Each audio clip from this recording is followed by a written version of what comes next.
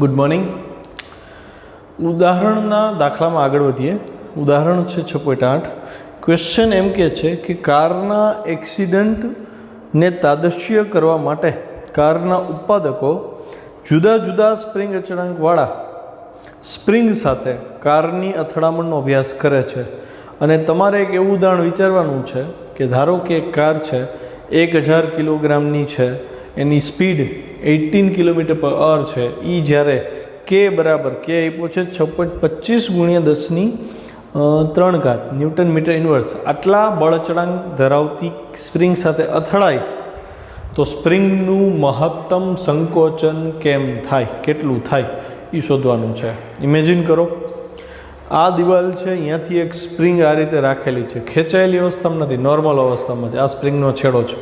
અહીંથી એક કાર ફૂલ સ્પીડથી આવે છે. જ્યારે ભટકાય છોકરાઓ ત્યારે શું થશે? સ્પ્રિંગ દબાશે અને ચોક્કસ અંતર કાપીને કાર ઊભી રહી જશે અહીંયા, અને સ્પ્રિંગનું આ મહત્તમ સંકોચન થયું. પછી ભલે ને કાર થોડીક પાછળ જાય, પણ આપણે જોયું કે કાર અને સ્પ્રિંગ ભટકાણા અહીંથી અને પછી અહીંયા સુધી સ્પ્રિંગ દબાણી. તમને સ્પ્રિંગ કેટલું દબાય છે, કેટલું સંકોચન થાય છે એ શોધવાનું કીધું છે. બરાબર? તો કેવી રીતે કરશું જોજો. હું અહીંયા એવું પૃથ્થકરણ કરી શકું. આ શબ્દ પકડજો. આગળ હવે દાખલામાં બધે આ શબ્દોની જરૂર પડશે કે જ્યારે કાર સ્પ્રિંગ સાથે અથડાય અને મહત્તમ સંકોચન પામે સ્પ્રિંગ, એનો મતલબ એવો થયો કે કારે પોતાની તમામ ગતિ ઉર્જા સ્પ્રિંગને આપી દીધી. આપણે ભણ્યા ને ઉર્જા સંરક્ષણ, ઉર્જાનો નાશ નહીં થાય. કાર આવે છે અને સ્પ્રિંગને દબાવે ત્યારે સ્થિર થઈ જાય છે, મતલબ કાર પાસે ગતિ ઉર્જા હતી અને હવે ગતિ ઉર્જા નહીં રહે. એનો મતલબ એની ગતિ ઉર્જા ગઈ ક્યાં? તો એ બધી ઉર્જા એને કોને આપી દીધી? સ્પ્રિંગને. અને ચોખ્ખોટ કરી છે ક્વેશ્ચનમાં કે અહીંયા ઘર્ષણ છે નહીં, મતલબ કાર ઘર્ષણને લીધે ઉષ્મા ઉર્જા ગુમાવતું નથી. એનો મતલબ કે કાર પૂરેપૂરી ઉર્જા સ્પ્રિંગને આપી દે છે તો જ સ્પ્રિંગનું સંકોચન થાય. અને આપણને ખબર છે સ્પ્રિંગનું સંકોચન જો XM જેટલું કરીએ, મહત્તમ કરીએ, તો સ્પ્રિંગમાં એ ઉર્જા સ્થિતિ ઉર્જા સ્વરૂપે જમા થાય, જેનું સૂત્ર છે 1/2 kxm². બે સૂત્ર ખબર છે ગતિ ઉર્જાના અને સ્પ્રિંગની સ્થિતિ ઉર્જાના. તો ગતિ ઉર્જાનું સ્થિતિ ઉર્જામાં રૂપાંતર થાય એટલે સીધું તમે ગતિ ઉર્જા બરાબર કારની ગતિ ઉર્જા બરાબર સ્પ્રિંગની સ્થિતિ ઉર્જા લખી શકો. દાખલાની શરૂઆત કરીએ. જો અહીં કારની ગતિ ઉર્જા k = 1/2 mv². 1/2 m હતું 1000, વીની વેલ્યુ 5. આ મેં વેગ જો 18 કિલોમીટર/કલાક હતું. દર વખતે આપણે 1000/3600 કરીને એને બદલે મેં સાદું રૂપ આપી દીધું. 1000/3600 બબે 0 ઉડે એટલે 10/36 આવે. 10/36 એટલે 5/18 થાય. તો એ સીધું આવડમાં 1000/1800 કરવું એને બદલે 5/18 કરવું સહેલું પડશે. 1000/3600 કરવું એના કરતાં 5/18 કરવું ઇઝી પડશે. 18 ઉડી ગયા એટલે સ્પીડ 5 મીટર/સેકન્ડ છે. એનો સ્ક્વેર છે પાછો, એટલે 5નો સ્ક્વેર. તો શું થયું? 5નો સ્ક્વેર 25. 25000 / 2 12500 જૂલ. આ શું મળ્યું આપણને? ગતિ ઉર્જા. અને હજી રાઉન્ડ ઓફ કરીએ, રાઉન્ડ ઓફ કરતાં પોઈન્ટમાં દર્શાવીએ તો 1.25 × 10⁴ જૂલ આ ગતિ ઉર્જા મળી. હવે હું અહીં લખીશ, જો સ્પ્રિંગનું મહત્તમ સંકોચન થાય XM હોય તો કારની સંપૂર્ણ ગતિ ઉર્જા સ્પ્રિંગને મળે, એટલે કે કારની ગતિ ઉર્જાનું સંપૂર્ણપણે સ્પ્રિંગની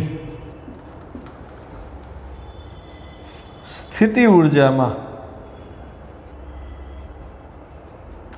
રૂપાંતર થાય છે.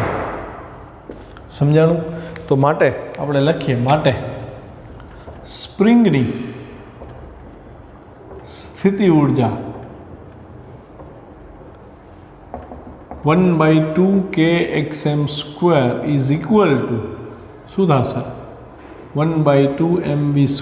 કારની ગતિ ઉર્જા બરાબર 1.25 × 10⁴ કેની વેલ્યુ આપણી પાસે છે 6.25 × 10⁻³ એક્સએમ છોકરાઓ આપણે ગોતવાનું છે એટલે આ xm². 2 અહીં ગુણાઈ ગયો એટલે શું થશે તો કે 2.50 × 10⁴ ના છેદમાં 6.25 × 10⁻³ આ xm² થયો. રેડી? હવે ધ્યાનથી જુઓ, આ 250 છે, આ 6.25 છે, એટલે તમારે કેલ્સી લઈને 2.25 / 6.25 કરવું.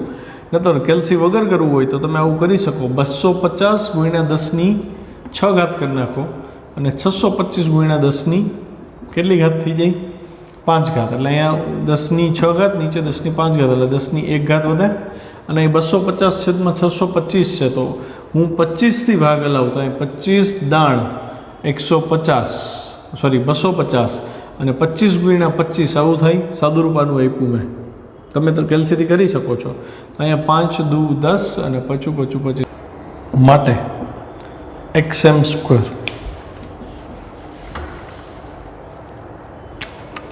માટે xm² બરાબર અહીંયા 5 દુ 10 એટલે 2 દુ 4 અને xm² એટલે 4 થયું તો xm બરાબર શું થશે? xm બરાબર થશે 2. આમ આન્સર આવ્યો 2 મીટર. ઉદાહરણ 6.9. જેવી રીતે ઉદાહરણ 6.7 મેં ખૂબ અગત્યનું કીધું હતું ને, √5gl, √3gl અને √gl વાળું, એવી જ રીતે ઉદાહરણ 6.9 પણ ખૂબ અગત્યનું છે. અને એક વસ્તુ સમજજો કે જો આ દાખલો આવડશે તો આ ચેપ્ટરના ઘણા બધા MCQs તમે સોલ્વ કરી શકશો. આનો જે લોજિક છે એ સમજવાનું છે. ક્વેશ્ચન એનો એ છે 6.8 વાળો. 6.8 વાળામાં આપણે જોયું હતું કે કાર બનાવતી કંપની એક્સિડન્ટ પછી કારની શું હાલત થાય એ જોવા માટે કારના એક્સિડન્ટ કરાવે કોઈ સ્પ્રિંગ સાથે, જ્યાં સ્પ્રિંગને દળ રહિત ગણેલી હતી.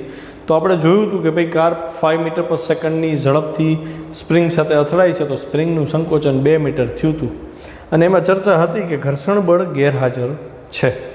હવે દાખલા નંબર 6.9માં ક્વેશ્ચનમાં એક નાનો એવો ચેન્જ કરી દીધો કે જેટલા ભાગમાં સ્પ્રિંગ દબાણી એ રસ્તો ખરબચડો છે, મતલબ કે ઘર્ષણ છે, ઘર્ષણ ઉદ્ભવશે અને એ ખરબચડા રસ્તા માટે અથવા તો સ્પ્રિંગનું સંકોચન જે ભાગમાં થયું, મેં આકૃતિ દોરી છે અહીંયા. કાર પહેલાં સ્પ્રિંગ છે એ એકચ્યુઅલી અહીંયા હતી, આ જો સંતુલન અવસ્થા છે, સ્પ્રિંગની અહીંયા અવસ્થા હતી.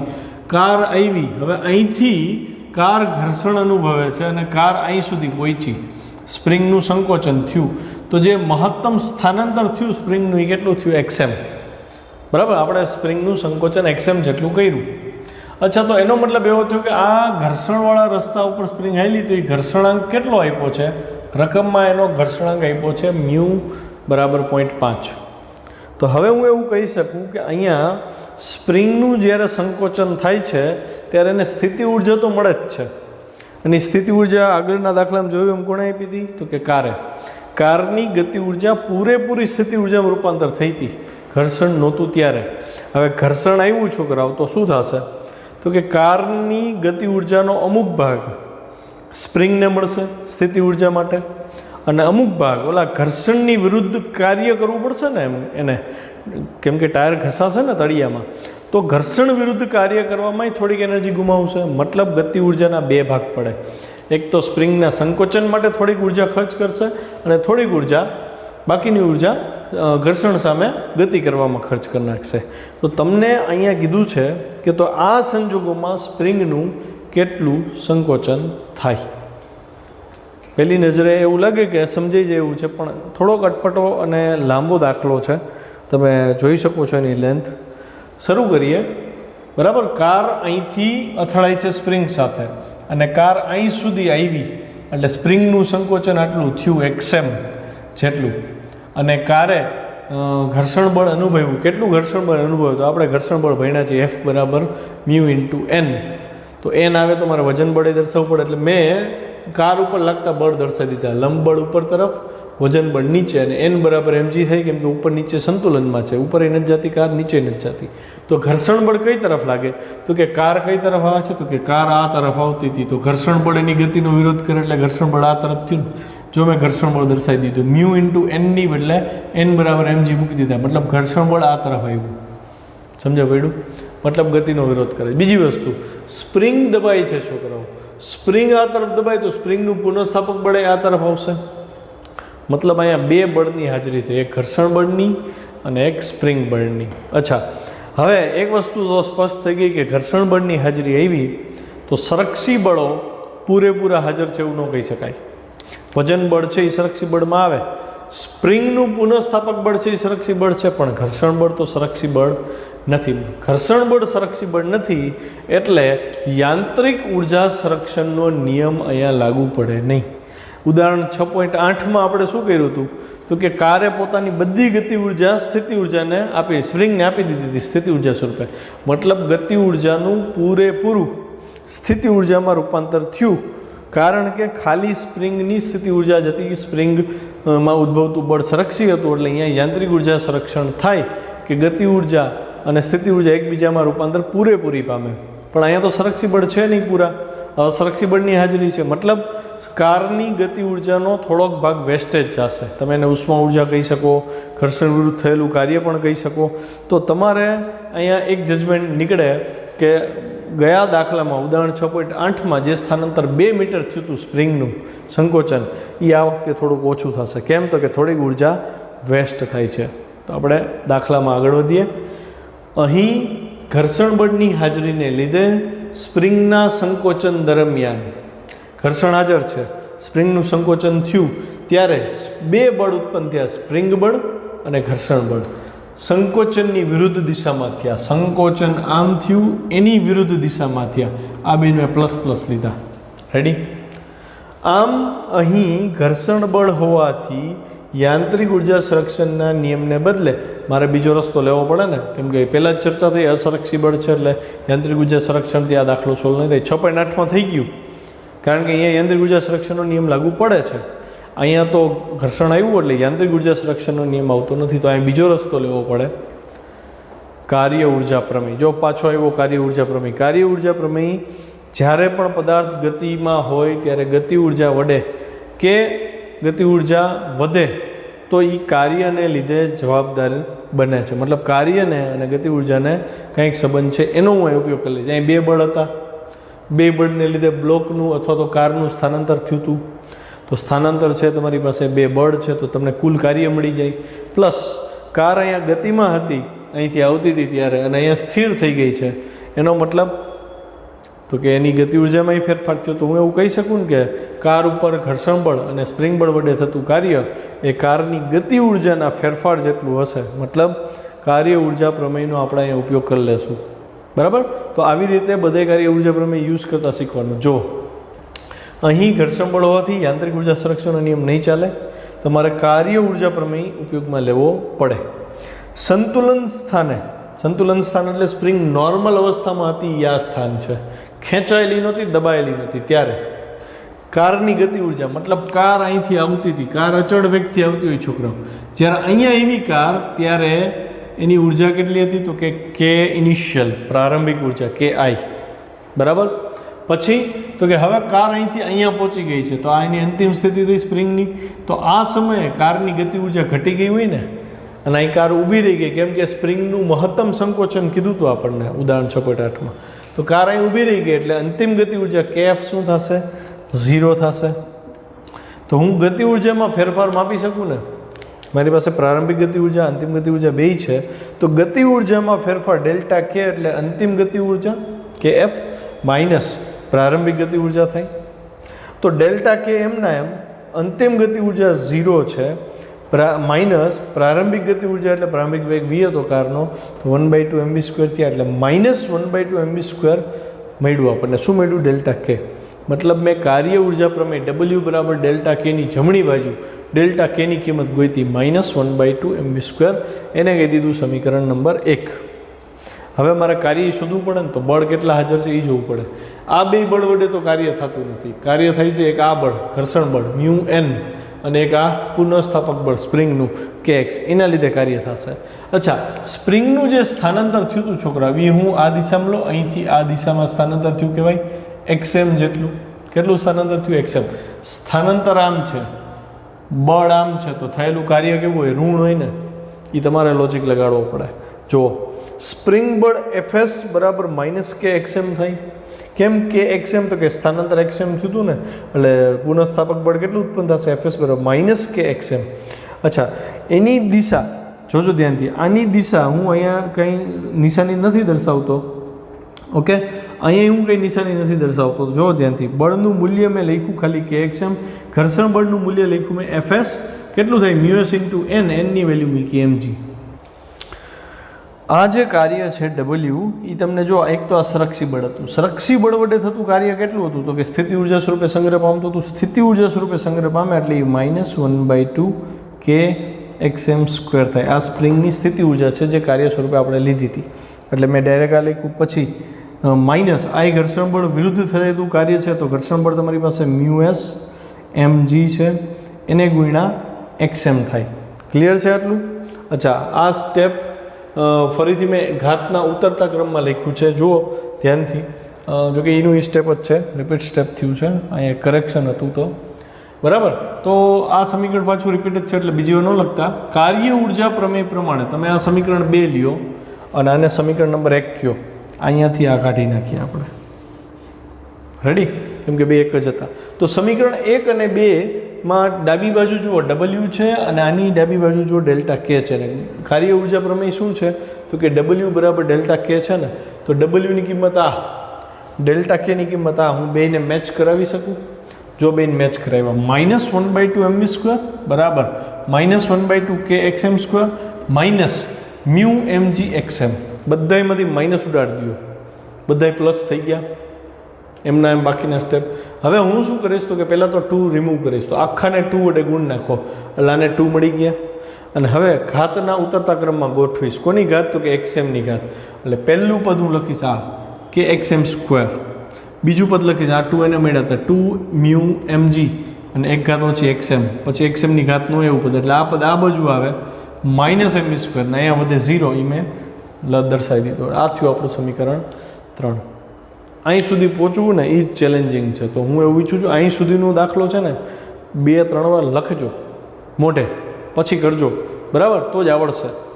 અહીં સુધી મેથેમેટિકલ સ્ટેપ કરવાની ટ્રાય કરવાની, જ્યાં કોઈ અહીંયા જોઈ લેવાનું.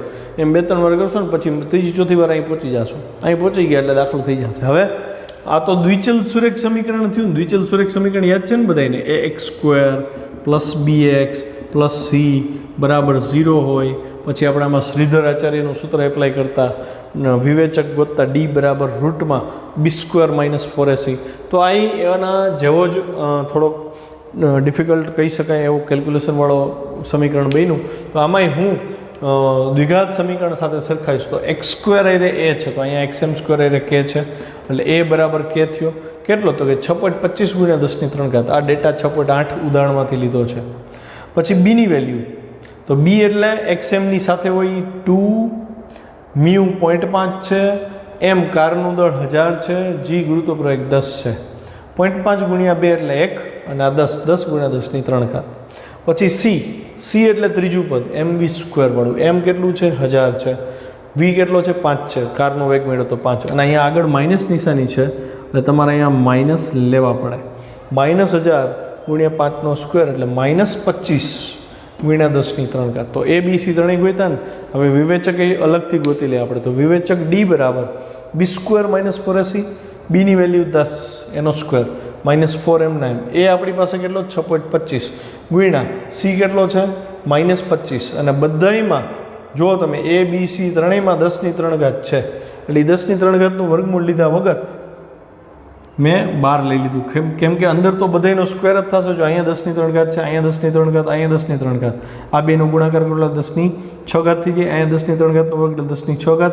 10⁻6 બહાર નીકળે એટલે એ 10⁻3 થઈ ગઈ. મેં ડાયરેક્ટ લઈ લીધી છે. સમજાય ને? અચ્છા, તો અહીંયા વધ્યા 10² એટલે 100. આ -25 × -4 એટલે +100 ગુણ્યા 6.25 એટલે 625 પ્લસ થયા. 725 અને આ 10⁻³ છે એ એમને નીચે આવે ને એટલે અહીંયા લખવી પડે ને ગુણ્યા 10⁻³ બરાબર તો √725 × 10⁻³ મળ્યું તો મને વિવેચકે મળી ગયું તો હવે સમીકરણ 3 એટલે કે આનો ઉકેલ એટલે કે xmની કિંમત જોઈએ છે તો હું શું કરું તો કે xm બરાબર સૂત્ર ખબર છે ને -b ±√d/2a જો બધાની કિંમત મૂક્યા -m ના m b ની વેલ્યુ 10 ±√725 b પાસે 10⁻³ છે જો d પાસે 10⁻³ છે એટલે બેયમાંથી મેં કોમન કાઢી લીધી છે અને યાદ રાખવું કે આ માઇનસ નિશાની આ એકલાની છે એટલે માઇનસને કોમન ન લઈ લેતા છેદમાં 2 × a પાસે 10⁻³ છે જો 6.25 × 10⁻³ × 2 10⁻³ ઉડી ગયા શું કામ ને એને કોમન કાઢી રેખા ખ્યાલ આવ્યો ને કેમ કે ઉપર નીચે છેલ્લે ઉડી જ જતા હતા હવે xm બરાબર વધ્યું -10 725નું વર્ગમૂળ 26.9 અને છેદમાં 2 × 6.25 એટલે 12.5 તો આનું સાદુરૂપ આપવા માટે એક્સની પાછી બે કિંમત મળે ને એક પ્લસવાળી ને એક માઇનસવાળી તો જો એક કિંમત મળે છે xm બરાબર 10માંથી 26.9 બાદ કરો અથવા 26.9માંથી 10 બાદ કરો તો મળ્યું 15.9 છેદમાં 2.5 બીજી કિંમત મળે છે -36.9 ભાગ્યા 12.5 આ જવાબ ઋણ છે છોકરાઓ xm છે એ આપણે અહીંયા અંતર તરીકે લીધું હતું એટલે જવાબ ઋણ શક્ય નથી બરાબર તો જવાબ શું આવશે તો કે 15.9 છેદમાં 12.5 એટલે કે 1.352 મીટર આટલો જવાબ થયો તમે જો આગળના દાખલામાં જે સ્પ્રિંગનું સંકોચન 2 મીટર હતું તો અહીંયા સ્પ્રિંગનું સંકોચન 1.352 મીટર થયું તો શું કામ ઘટાડો આવ્યો તો એ ઘટાડો એટલે આવ્યો કેમ કે ઘર્ષણ બળે કંઈક કાર્ય કર્યું હશે હવે નોંધમાં આવો જો સંરક્ષી બળ એટલે કન્ઝર્વેટિવ ફોર્સ છે એને ઇંગ્લિશમાં એમ કહેવાય અસંરક્ષી બળ એટલે નોન કન્ઝર્વેટિવ ફોર્સ એટલે એનો સિમ્બોલ FNC આપ્યો અહીંયા બે બળની હાજરી હતી સ્પ્રિંગ બળ હતું એ કન્ઝર્વેટિવ ફોર્સ કહેવાય સંરક્ષી બળ કહેવાય અને ઘર્ષણ બળ હતું જે એ નોન કન્ઝર્વેટિવ એટલે કે અસંરક્ષી બળ કહેવાય તો બે બળ કાર્ય કરે છે ને ધારો કે બે બળ વડે સ્થાનાંતર Δx જેટલું થયું ધારી લઈ Δx સ્થાનાંતર થયું તો બેની લીધે જે કુલ કાર્ય થયું એ કુલ કાર્ય કેટલું થાય તો કે બે બળનો સરવાળો FC + FNC અને એ બે બળ ગુણ્યા Δx એટલે પરિણામી બળ ગુણ્યા સ્થાનાંતર એટલે કાર્ય મળે પણ કાર્ય ઉર્જા પ્રમેય તો એમ કહે છે કે કાર્ય બરાબર Δk એટલે મેં બેન સરખાઈ દીધા ક્લિયર આટલું એક વસ્તુ ક્લિયર આને સમીકરણ 1 કીધું બહુ અગત્યનું છે બરાબર હવે બીજી વસ્તુ આ સંરક્ષી બળ હતું આપણે એની નોંધ કરી હતી મેં હાસ્યમ લખાયું હતું કે સંરક્ષી બળ વડે થતા કાર્યનું ઋણ મૂલ્ય એટલે સ્થિતિ ઉર્જા યાદ આવ્યું સ્થિતિ ઉર્જાની વ્યાખ્યા હતી સંરક્ષી બળ વડે થતા કાર્યનું ઋણ મૂલ્ય એક તો mgh માટે કર્યું હતું -mgh નું ઋણ મૂલ્ય --+mgh તો એ ગુરુત્વાકર્ષણ સ્થિતિ ઉર્જા થઈ હતી સ્પ્રિંગ માટે આપણે કાર્ય કર્યું હતું સ્પ્રિંગ બળવાળું -1/2 kxm². આવી રહ્યું અહીંયા લીધું હતું ને પછી આનું ઋણ મૂલ્ય એટલે સ્પ્રિંગની સ્થિતિ ઉર્જા લીધી એવી જ રીતે અહીંયા સંરક્ષી બળને લીધે થતું કાર્ય -mfc Δx થાય ઋણ કાર્ય સંરક્ષી બળ વડે થતું ઋણ કાર્ય એટલે સ્થિતિ ઉર્જામાં ફેરફાર સ્થિતિ ઉર્જામાં ફેરફાર એટલે Δv થાય ને બરાબર તો હવે તમે જુઓ ધ્યાનથી હું સમીકરણ 1 કહું છું અને સમીકરણ 2 કહું છું Δk અને Δv નો બેનો સરવાળો કરી દઉં 1 + 2 કરતા તો Δk + Δv ડેલ્ટા કોમન લઈ લીધો k + v થયું તો આ બેનો સરવાળો થાય ને એટલે મેં આ પદ લખ્યું જો fc + fnc * Δx - fc Δx તો ધ્યાનથી જો -fc Δx અને આ fc Δx કટ થઈ જશે વધશે ખાલી fnc Δx fnc Δx એટલે અસંરક્ષી બળ વડે થતું કાર્ય ડેલ્ટા ઈ યાંત્રિક ઉર્જામાં થતો ફેરફાર થયો ક્યારે સંરક્ષી બળ નહીં અસંરક્ષી બળની હાજરી હોય તો ઈ શું છે તો કે કુલ યાંત્રિક ઉર્જા અને પૂર્ણ માર્ગ માટે ડેલ્ટા ઈ એટલે અંતિમ યાંત્રિક ઉર્જામાંથી પ્રારંભિક યાંત્રિક ઉર્જા બાદ કરો ઈ થાય અને કેટલી થશે તો કે નોન કન્ઝર્વેટિવ ફોર્સ વડે થતું કાર્ય અસંરક્ષી બળ વડે થતું કાર્ય આમ WNC આને WNC કીધો છે NC એટલે નોન કન્ઝર્વેટિવ WNC એટલે સંપૂર્ણ માર્ગ પર અસંરક્ષી બળ વડે થતું કાર્ય બસ અહીંયા લેક્ચર પૂરો કરું છું આમાં હજી ડાઉટ આવશે કેમ કે આમાં fc ને fnc ને સિમ્બોલ એવા આપ્યા છે ને તો આને કરવા માટે 2-3 વાર લખવું પડશે લખીને કરજો, સમજવાનો ટ્રાય કરજો તો જ થશે. ન થાય તો મને કોલ કરો, ફોન કરો, એટલે હું તમને ફોન ઉપર સમજાવી દઈશ. અથવા એવું લાગે રૂબરૂ આવવું છે તો અહીંયા પરમિશન લઈ અને આવી જાઉં તો હું કરાવી દઈશ.